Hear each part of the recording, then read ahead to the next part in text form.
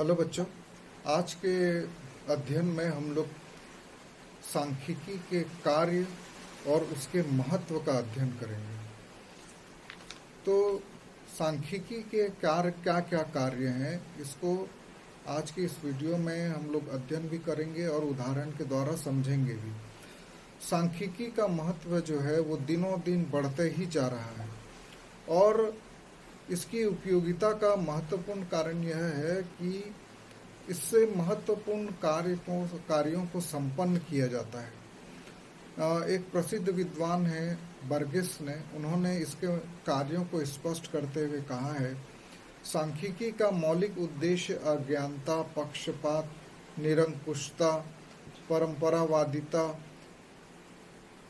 रूढ़िवादिता के साम्राज्य का अंत करना है और ऐसे क्षेत्र की वृद्धि करना है जहां विश्लेषण किए गए परिमाणात्मक तथ्यों के आधार पर निर्णय लिए जाते हैं। तो सांख्यिकी के अंतर्गत बहुत से कार्य किए जाते हैं। जो प्रमुख कार्य हैं उसको आज हम लोग देखेंगे। सबसे पहले सांख्यिकी जो है वो जटिल को सरल बनाती है, जटिल आंकड़ों को सरल रूप में प्रस्तुत करती है। तो जब हम लोग आंकड़ों को एकत्रित करते हैं तो वो बहुत ही बिखरे हुए रहते हैं, अव्यवस्थित रहते हैं, जिनको कि एक बार की दृष्टि से देखने से समझ में नहीं आता। लेकिन जब सांख्यिकी के द्वारा उनको व्यवस्थित कर दिया जाता है, सारणी के रूप में व्यक्त किया जाता है या चित्रों के रूप में व्यक्त किया जाता है, तो वो आंकड़े उसके बाद समझ में आने लगते हैं। दूसरा जो है, सांख्यिकी तथ्यों को इस संख्या के रूप में प्रकट करती है। जो भी तथ्य होते हैं उनको संख्या में प्रकट करना सांख्यिकी का काम है। उदाहरण के रूप में मैं आपको समझाऊं कि वर्ष 2019 में राजनांदगांव की जनसंख्या 10 लाख थी।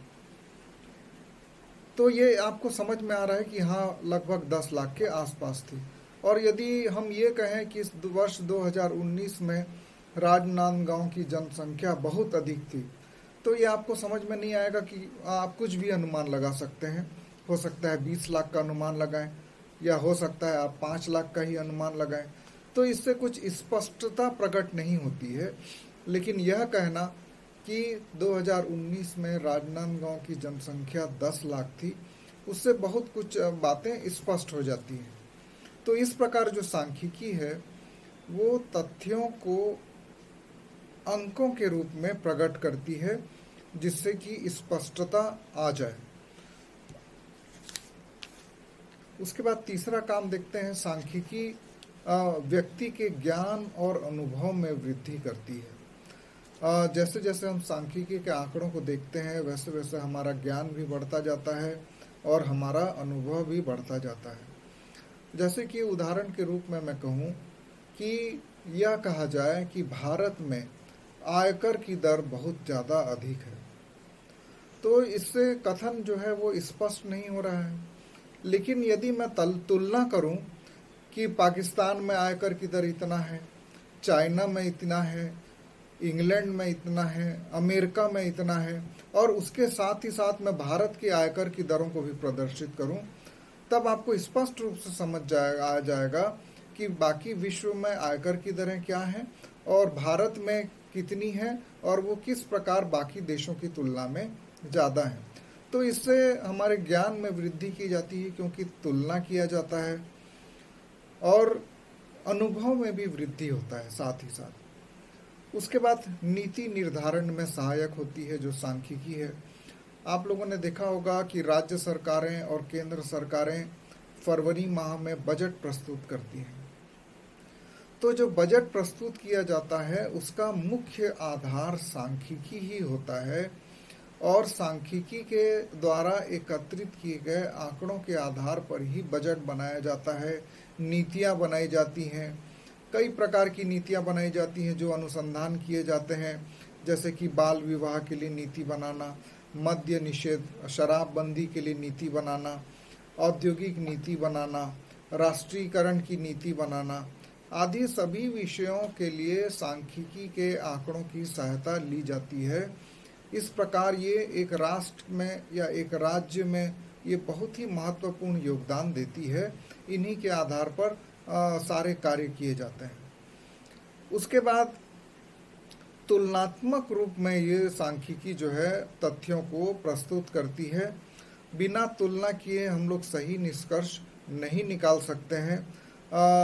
जैसे कि विभिन्न राज्यों के कृषि के उत्पादन की हम बात करें, तो यदि हमको जानना हो हमारे देश में किन किन राज्यों में अधिक उत्पादन हो रहा है कृषि में, और किन किन राज्यों में कम उत्पादन हो रहा है, तो इसके लिए आंकड़ों को तुलनात्मक रूप में प्रस्तुत करना बहुत आवश्यक है, जो कि सांख्यिकी ही करती है। इसी के आधार पर ही अनुमान लगाया जाता है कि केरल में सर्वाधिक साक्षरता का दर है या और किसी राज्य में कम है, कहीं पे ज़्यादा वृष्टि हुई है, कहीं पे कम वृष्टि हुई है। तो ये तुलनात्मक अध्ययन के द्वारा ही संभव हो पाता है। उसके बाद सांख्यिकी के द्वारा आपसी संबंधों को भी स्पष्ट किया जाता है।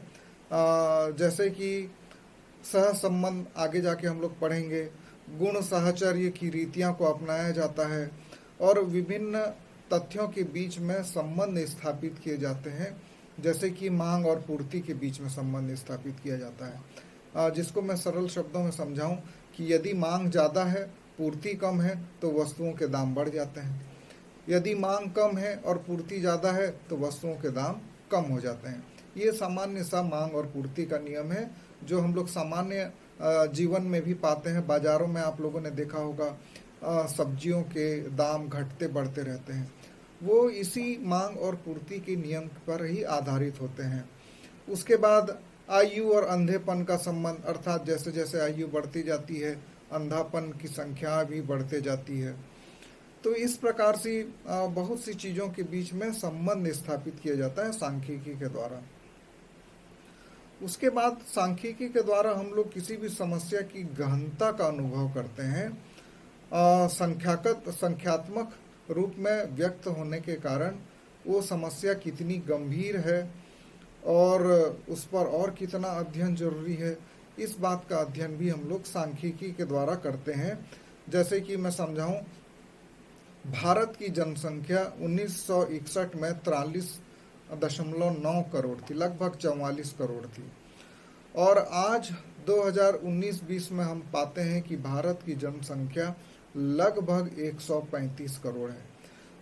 देश का जो क्षेत्रफल है उतना ही है जितना पहले था, लेकिन उस समय जनसंख्या 44 करोड़ थी और आज ये बढ़कर 135 करोड़ हो गई है। तो ये कितनी बड़ी समस्या है, आप खुद अनुमान लगा सकते हैं। तो ये अनुमान लगाना और इसका गंभीरता को समझना ये कैसे संभव हुआ? ये सांख्यिकी के आंकड़ों के द्वारा ही संभव हुआ। सांख्यिकी के द्वारा जो और एक महत्वपूर्ण काम किया जाता है उसको बोलते हैं पूर्वानुमान लगाना, अर्थात भविष्य के लिए अनुमान लगाना। जैसे कि सरकारें जो है, हमारी केंद्र सरकार, राज्य सरकार अनुमान लगाती हैं कि बीते वर्ष जीएसटी का कलेक्शन इतने हजार करोड़ रुपया हुआ, तो ये अनुमान लगाती हैं कि अगले वर्ष इतने हजार करोड़ रुपया तक हो सकता है और उसी के आधार पर वो योजनाएं बनाती हैं। ये अनुमान लगाया जाता है कि आयकर के रूप में पिछले वर्ष में इतने का कलेक्शन हुआ, तो ये अनुमान लगाया जाता है कि अगले वर्ष इतने का कलेक्शन हो सकता है। जो बजट बनाया जाता है उसमें खर्चों पर भी पिछले वर्ष, यदि हम अपने घर की बात लें तो हम ये मानते हैं कि पिछले वर्ष यदि हमने बिजली बिल के रूप में 2000 रुपया खर्चा किया था, तो ये अनुमान लगाते हैं कि अगले वर्ष उसमें कम से कम 10% की वृद्धि हो सकती है। तो इस प्रकार का हम लोग सांख्यिकी के अंतर्गत विभिन्न कार्यों को करते हैं, जिसको हम लोगों ने आज के इस वीडियो में देखा। इसके बाद एक जो आज इस पाठ का आखिरी भाग है उसको भी आज हम लोग अध्ययन करेंगे कि अर्थशास्त्र में सांख्यिकी का क्या महत्व है, क्योंकि जिस विषय को हम लोग पढ़ रहे हैं वो अर्थशास्त्र है और उसके अंतर्गत हम लोग एक पाठ का अध्ययन कर रहे हैं कि सांख्यिकी। तो अर्थशास्त्र में सांख्यिकी का क्या महत्व है, क्योंकि सांख्यिकी अर्थशास्त्र के अंतर्गत ही आता है। तो जो पहला महत्व है, आर्थिक सिद्धांतों और मॉडलों का निर्माण सांख्यिकी के द्वारा ही किया जाता है। अर्थशास्त्र के जो विभिन्न मॉडल होते हैं, नियम और सिद्धांत होते हैं, उनकी जांच और पड़ताल करना होता है, वो सांख्यिकी के आधार पर ही होता है। जैसे कि मांग का नियम, माल्थस का जनसंख्या नियम, ये आदि सांख्यिकी की सूचना के आधार पर ही ये सब नियम बनाए गए हैं। दूसरा है अर्थशास्त्र के अध्ययन में सहायक। जैसा कि हम जानते हैं कि सांख्यिकी में तथ्यों को अंकों के रूप में प्रस्तुत किया जाता है, और जब तक अंकों के रूप में, संख्यात्मक रूप में प्रस्तुत न किया जाए, तथ्यों को हम पूरी रीति से नहीं समझ सकते, भ्रम की स्थिति पैदा होगी। तो इस प्रकार जैसे कि राष्ट्रीय आय है, प्रति व्यक्ति आय है, इसको यदि हमको जानना है तो हमको सांख्यिकी की सहायता लेनी ही पड़ेगी। इसके अलावा अन्य बातें जैसे सकल राष्ट्रीय उत्पाद, जीएनपी बोलते हैं, ग्रॉस नेशनल प्रोडक्ट, सकल उपभोग, बचत और विनियोग, ये सब अर्थशास्त्र के मुद्दे हैं और इनका अध्ययन बिना सांख्यिकी के नहीं किया जा सकता। उसके अलावा जो तीसरा महत्व है वो है आर्थिक समस्याओं का अध्ययन। अर्थशास्त्र के अंतर्गत बहुत सी समस्याओं का अध्ययन किया जा रहा है और संसार के प्रायः सभी देश किसी न किसी समस्या से, आर्थिक समस्या से जूझ रहे हैं। मुद्रास्फीति की समस्या हो, मुद्रा संकुचन की समस्या हो, जनसंख्या की समस्या हो, भुगतान की समस्या हो, बेरोजगारी की समस्या हो, निर्धनता की समस्या हो। तो ये सारी समस्याओं के अध्ययन के लिए सांख्यिकी के आंकड़ों का अध्ययन किया जाता है, उनका विश्लेषण किया जाता है और उसके बाद निष्कर्ष निकाले जाते हैं और योजनाएं बनाई जाती हैं। उदाहरण के लिए बेरोजगारी की समस्या को अर्थशास्त्री ऐसे स्पष्ट करते हैं कि भारत की कार्यशील जनसंख्या का 20% भाग जो है वो बेरोजगार है, अथवा ऐसा लगाते हैं अनुमान कि 2095 से 2014 के बीच में जो बेरोजगार कार्यशील जनसंख्या है वो घटकर 18% से 9.4% हो गई। तो इस प्रकार हम देखते हैं कि सांख्यिकी के द्वारा कई समस्याओं का अध्ययन किया जाता है और उनका समाधान भी निकाला जाता है। उसके बाद आर्थिक नियोजन के लिए सांख्यिकी बहुत महत्वपूर्ण समझा जाता है। अर्थव्यवस्था के जो उत्पादक क्षेत्र हैं, बिना सांख्यिकी के उनकी प्राथमिकताओं को निर्धारित नहीं किया जा सकता। योजनाओं में लक्ष्य भी संख्याओं में निर्धारित किए जाते हैं। जो भी योजनाएं बनाई जाती हैं, आर्थिक योजनाएं हों चाहे पंचवर्षीय योजनाएं हों, आर्थिक नियोजन की प्रगति का मूल्यांकन भी संख्याओं में किया जाता है। आगे जाके हम चैप्टर पढ़ेंगे आर्थिक नियोजन, कैसे योजनाएं बनाई जाती हैं, उसके लिए भी अंकों का सहायता ली जाती है और वो भी सांख्यिकी के द्वारा ही संभव है। तो इस प्रकार से ये निष्कर्ष निकाला जाता है कि सांख्यिकी के बिना आर्थिक नियोजन पतवार व दिशा सूचक यंत्र रहित जहाज के समान है। यदि आंकड़े नहीं होंगे तो हम ऐसे जहाज के समान होंगे, न जिसके पास पतवार है खेने के लिए, न किस दिशा में जाना है इसके लिए दिशा सूचक यंत्र है। उसके बाद सांख्यिकी जो है अनुसंधान में भी सहायक होती है। सांख्यिकी शोधकर्ताओं को कच्चे पदार्थों की सप्लाई करती है, अर्थात आंकड़ों की सप्लाई करती है, वो उपलब्ध कराती है और जिसके द्वारा अनुसंधान में बहुत ही सहायता मिलती है। शोधकर्ताओं को जब ये आंकड़े, कच्चे आंकड़े मिल जाते हैं तो उसके आधार पर वो विश्लेषण का काम करते हैं। जैसे कि भारत सरकार द्वारा 1991 में आर्थिक सुधार लागू किया गया था और ये जो आर्थिक सुधार है इसका क्या प्रभाव पड़ा बिना सांख्यिकी के स्पष्ट नहीं किया जा सकता, क्योंकि सांख्यिकी के द्वारा ही ये पता चलता है कि उत्पादन और रोजगार में कितनी वृद्धि हुई। उसके बाद जो आखिरी इसका महत्व हम लोग देखेंगे आज, नीतियों का निर्माण किया जाता है। सांख्यिकी के आंकड़ों के द्वारा विभिन्न नीतियां बनाई जाती हैं।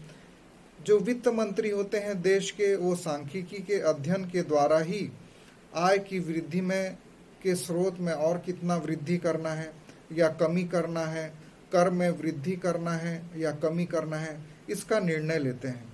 वित्त मंत्री सांख्यिकी अनुसंधानों के द्वारा ही लोगों के कर देने की क्षमता के विषय में जानकारी प्राप्त करते हैं कि कितना कर वो दे सकते हैं और कितना हमको लेना चाहिए। और इस प्रकार सरकार जो है सांख्यिकी आंकड़ों के आधार पर ही बहुत सी नीतियों का निर्माण करती है।